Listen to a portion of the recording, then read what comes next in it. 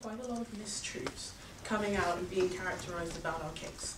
Now, we've heard that this burden comes down to whether or not we're going to be infringing on civil liberties permanently, and whether or not we're going to be creating this nanny state, this police state, that seeks to actively attack ethnic minorities and different social groups within the Olympic boroughs. We believe that's untrue. And in my speech, I'm going to hopefully try and debunk some of the myths that have come up from side opposition.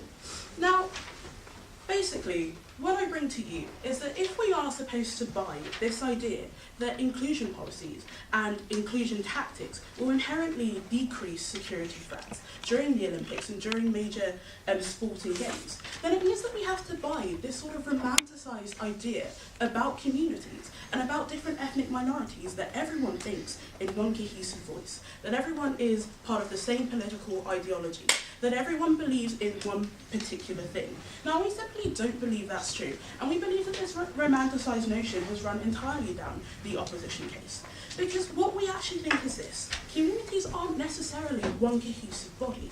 Now, that isn't problematic until you characterise them as one cohesive body, and you try and treat them in the sense of one cohesive body. Because it means that if there is a black sheep that, for instance, decides to go and cause some trouble or cause a threat to Olympic Games, it means that the entire community receives that backlash, because we have made the mistake of characterising them as this one political voice and this one political being and this one political community. And we think that that's really, really problematic, because not only does it create more fractious relationships with the society in general, with the city in general, not only does it mean that there will be more aggressive policing and more aggressive ways to deal with people in the long term, it also means that there's less willingness to integrate with these communities, which actually doesn't go to promote inclusiveness like the opposition have told you, and is even more problematic in the long run.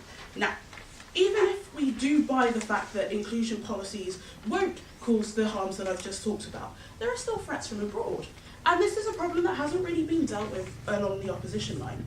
Because if there isn't hypersecurity, and it isn't, if there isn't hypersecurity and there isn't an active drive to protect people, it means that threats are more likely to occur, as was mentioned explicitly in Tito's speech. It also means that this individual that's gone out on their political limb to voice their political idea in a highly publicised event is going to be characterised along with individuals within communities if they share a certain race or a certain skin tone or a certain religion. That entire community is going to be demonised for the actions of someone who may not necessarily be politically affiliated or may not even necessarily be associated with that community.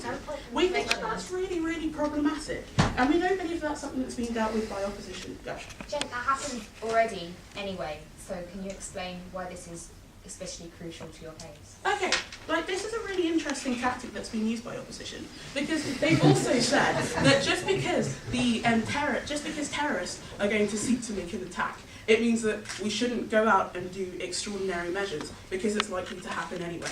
We think that that sort of attitude is really detrimental, because we believe just because something may happen doesn't mean that we shouldn't actively seek to protect. And we have this idea of how many hulls should there be on the Titanic.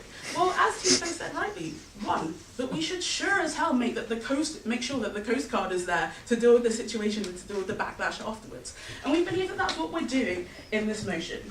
Now, to talk a bit more about what's come up from this case. Tito clearly brought to you the idea that the Olympics is a higher security risk. Why is this? Because the Olympics is a highly publicised global affair. Now, if someone does decide to attack on a politically motivated scale, it means that not only is it going to be more publicised, it's also going to be a lot more detrimental, and we think that that's problematic, and our case can solve that. We also have that there's a lot of superficial inclusion that comes from the Olympics. It's very transient. The fact that everyone is coming together for one specific goal is a transient situation, and we don't believe that that's specific to London as a whole. Because in the event of a security breach, if we weren't to actively try and prevent these things, it means that not only does security get bumped up in the long run, we also have more racial profiling, we also have more aggressive policing, we also have people feeling that their civil liberties are infringed on the long run. That's not what we want to do.